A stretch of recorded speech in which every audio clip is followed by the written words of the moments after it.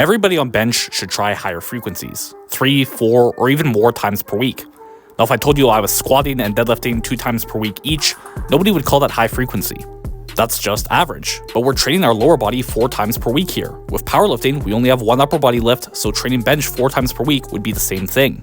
If anything, it would be less, as bench is less systemically fatiguing due to using less muscle mass. But regardless, why is high frequency better anyways? We see many top coaches and lifters do it nowadays on bench, so what's the logic? Well, first off, there's a skill practice aspect of strength. In motor learning, it's well demonstrated that more frequency is better. Now with strength, there's also the physiological aspect, the fatigue in our muscles, and our goal of growing them as well that complicates things. But there is emerging evidence that higher frequency could be beneficial for hypertrophy. The signal for growth in muscles lasts about 48 hours post-workout. Muscles can only be in anabolic or catabolic states, so our muscles will start shrinking pretty quickly post-workout.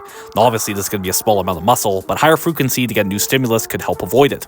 We can also have higher quality work overall when our volume is split over more days. This is because each subsequent set of our session is less effective from the fatigue of prior sets. Plus, recovery is non-linear between sessions. We can handle more workload overall, splitting it up into more days to take advantage of this recovery. So if the reasoning out of the way, how do we practically program higher frequency? Well, I'd start by taking your current volume, intensity, exercise selection, etc. All variables the same, but just split it up over more days, only change the frequency. With lower set counts per day, we have higher quality work overall as there's less fatigue from prior sets on average. Plus, taking advantage of the nonlinear recovery and reducing load of each session means we will be better recovered between workouts as well. This alone can be enough to boost gains, but you should also be more recovered, counterintuitively, so we can add even more workload here. I would still err with the less is more approach here and slowly add work. If you feel your forearm could use more work, add more volume for skill practice.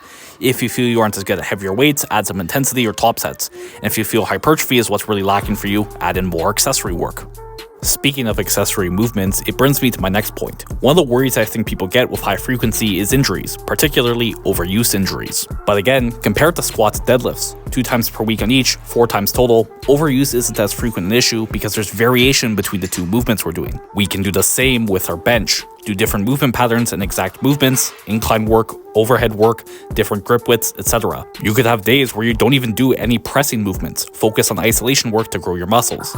Movement variation is linked to lower rates of injury, but if you're still worried, this study of 1,900 competitive powerlifters found no association between frequency and injury rate.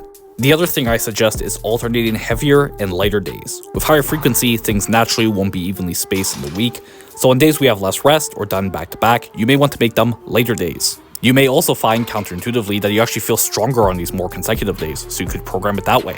I found that way myself. I need the skill practice to keep myself fresher. You can also try doing top sets or singles twice per week like this. Again, doing a single or top set on each of squats and deadlifts is 2 times per week for lower body, so we're essentially doing the same thing for upper body here. You can again make one of these lighter and one heavier, make it so the lighter one is basically practicing for the heavier one. Do something like a tempo bench press single to prime our technique for a main single. So that's basically it, guys. Why I think everybody should try higher frequency and how to program it. See the pinned comment in the description for where to contact me for coaching. Please like, comment, and subscribe if you haven't already. And once again, thanks for watching.